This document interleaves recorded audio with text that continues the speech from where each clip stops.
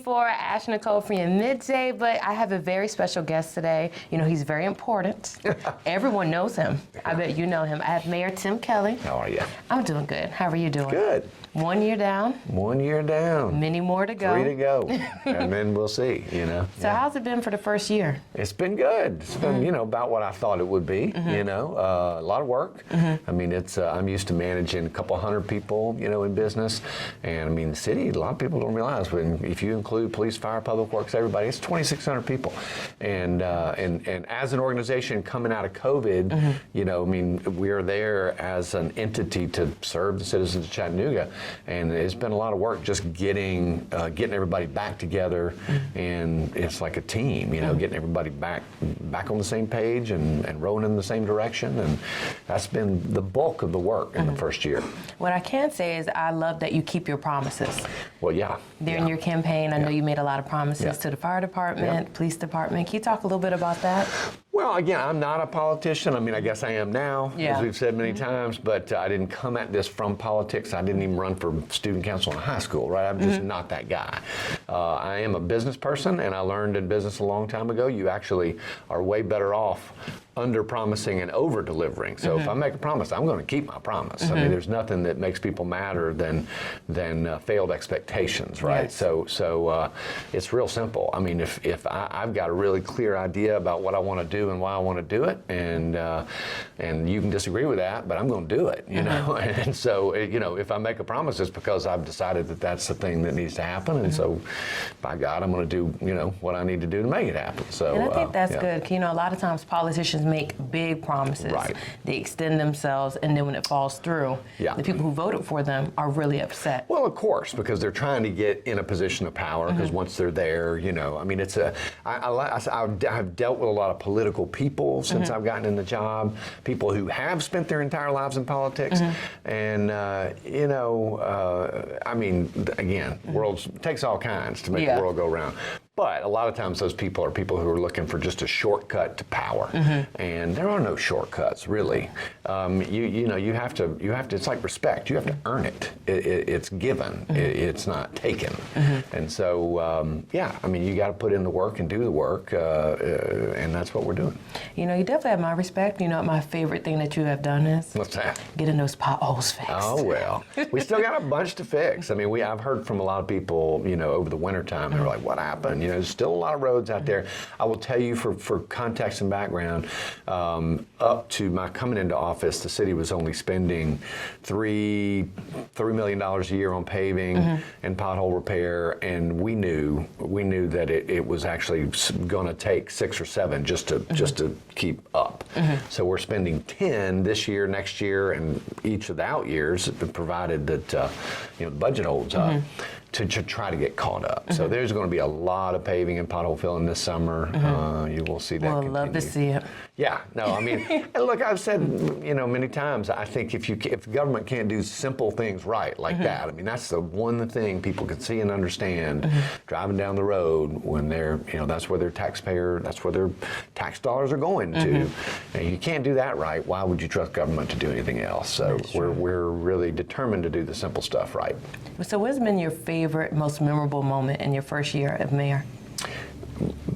Dedicating the Ed Johnson Memorial, for sure. That was probably a little before you came to town. Yeah, I was going to ask you. But I mean, all the work to do that was done before I got in office by a really fantastic group of local volunteers, including Donovan Brown and LaFrederick Durkle, and they did a fantastic job. I was lucky enough to be the mayor, you know, at the dedication, including my predecessor Andy Burke, who supported that project.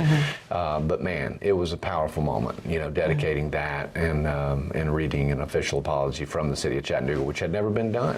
So that was definitely the most moving thing since I've gotten in office. And I know that you added a lot of new people to your team as well. You did a national search.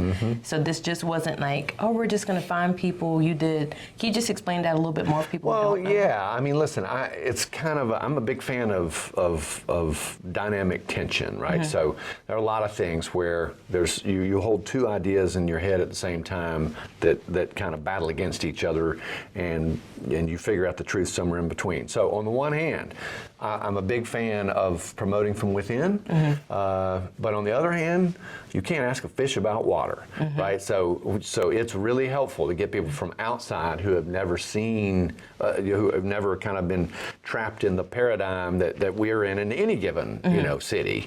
And so having those, we had open applications for all these positions. You're probably talking specifically about the police chief search, and it was an open search, right? Internal and external, but the best candidate turned out to be a woman from Atlanta who is fantastic and is already getting settled in and making a lot of progress. Yes, because she actually is going to be doing something with the youth council this week on Wednesday, correct? That's right. So can you talk a little bit more about that, just to go in detail? Because I've read it, so I think it's kind of cool. Well, yeah. I mean, look, Chief Murphy has a great history in community policing, and she understands that the long-term way we combat crime and support a healthy community is by addressing the root causes, right? And so we have a one Chattanooga plan that we're going to be rolling out to the public, later, I guess actually the beginning of May. And it's a really in-depth, again, not being somebody who looks next year, next term. I'm looking to address the long-term problems and the long-term solutions to those problems. And that's how we have to look at public safety here. And Chief Murphy understands that. So she's going to be working with the Youth Council to discuss that as a topic. And the Youth Council is going to be really looking at the One Chattanooga plan in terms of how they can support it and amplify it throughout the community. I think that's good. You have a lot of transparency, I feel, when I talk to you. Yeah, no, it's very transparent. You like to be very open. Yep. You don't like to make, not long promises, but the promises that I can work on this right now. That's right. So let's say you get reelected. What's something else that you have planned for the city? Well, I'm not running for re-election yet. Not yet. That's 3 years away. So I'm not thinking about that right now. It's a little bit like, you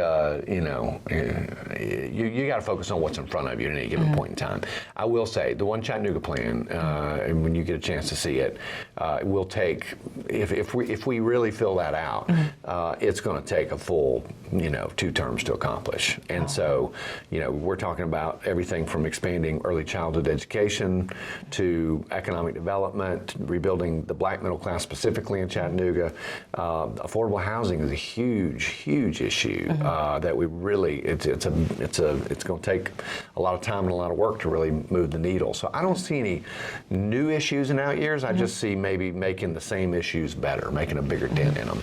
You know what, Tim Kelly? You're good in my book. Well, thank you, man. I really do appreciate you. You're welcome. I like that. You're just very open. Yeah. I've always said that anytime I meet mayors, I like to see how transparent they are.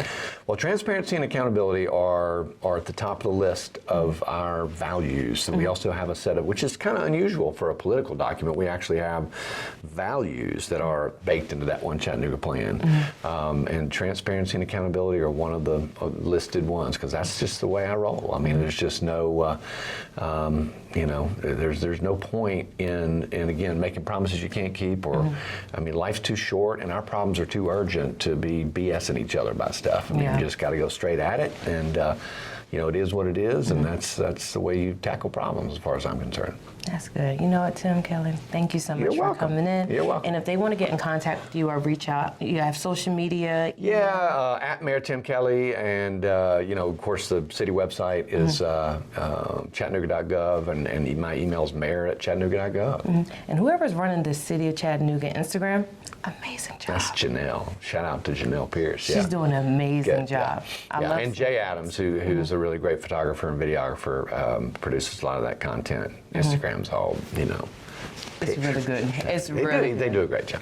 All right, Mayor Tim Kelly, I'm going to let you go because I know you're a very busy man. No, it's all right. It's great to meet you. Nice and welcome to Chattanooga. Thank you. I do love it. Yes, good. All right, I'm Ash Nicole. Thank you so much, everyone. Make sure you follow Mayor Tim Kelly on all of his social media. And if you need to reach out, of course, you can go to the City of Chattanooga website and get all of his information. Until next time, bye-bye.